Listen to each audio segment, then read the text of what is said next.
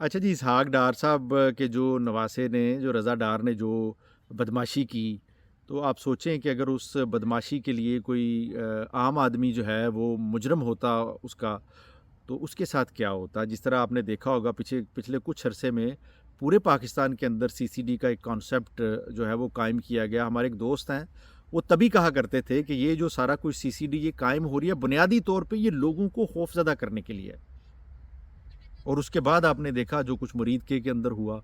लेकिन मज़े की बात ये है कि लोगों के अंदर अब जो सैटायर है ना, एक जो उनके अंदर की जो बात है वो उसको किस तरह से बाहर लेके आते हैं कि यही अगर 4-5 बंदे जो है रेप करने वाले गैर मुल्की लड़कियों से कोई आम आदमी होते, तो इस वक्त सीसीडी ने दावा किया होता कि ये लोग जो हैं 4 बंदे अपने साथियों की फायरिंग से मारे गए हैं या इनके नेफे के अंदर गोली चल गई है।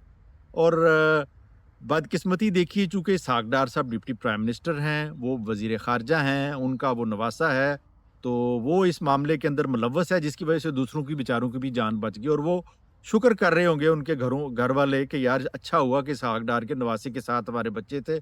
अगर ये खुद कोई ऐसा काम करते तो अब तक ये मारे जा चुके होते।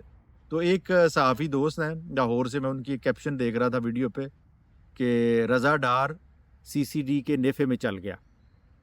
ये हमारे यहाँ पॉलिसीज़ हैं।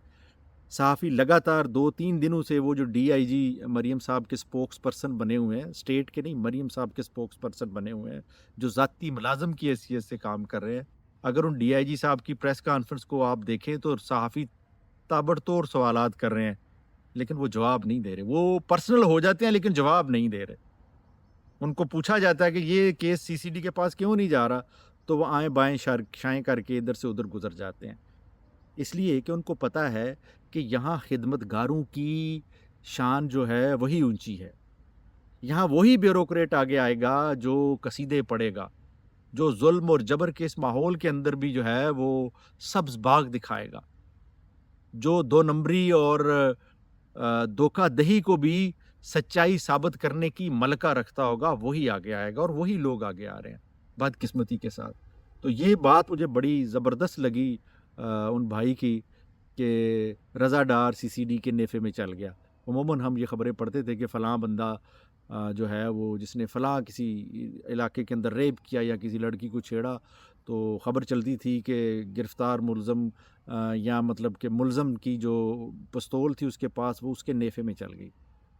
होना तो ये चाहिए था, जिस तरह मरियम बीबी ने कहा कि इनके साथ मेरिट पे काम होना चाहिए, तो मेरिट फिर अमीर और गरीब के लिए एक होना चाहिए था। रज़ा डार के नेफे में बंदूक, गोली चलनी चाहिए थी, जो कि नहीं चली। इसका मतलब ये है, जितने बड़े-बड़े लोग आप हिस्ट्री उठा के देख लें, कराची, क्वेटा, जितने बड़े-बड़े केसेज़ हैं, वो लोग रिहा हो जाते हैं। गरीब आदमी के पास कोई आप देखें ना, वो तो लड़कियाँ बाहर चली गई हैं, मामला तो ठप हो गया ना।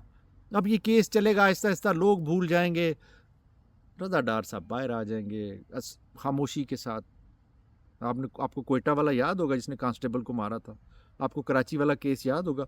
लोग बाहर आते हैं, फूलों के हार पहनाए जाते हैं उनको, विक्ट्री के निशानात बनाते हैं, क्योंकि ये लोग वडेरे हैं, ये पाकिस्तान की एलीट हैं। इनके लिए ये कानून कोई और है, जो गरीब हैं उनके नेफे के अंदर सीसीडी की पिस्तौलें चलती रहेंगी और ये जुल्म का निज़ाम है। देखते हैं कब तक चलता है, हो सकता है कभी न कभी जो है जान छूट ही जाए। तो देखते हैं कि आने वाले दिनों में और कितने डार जो हैं वो सीसीडी के नेफों के अंदर चलते हैं।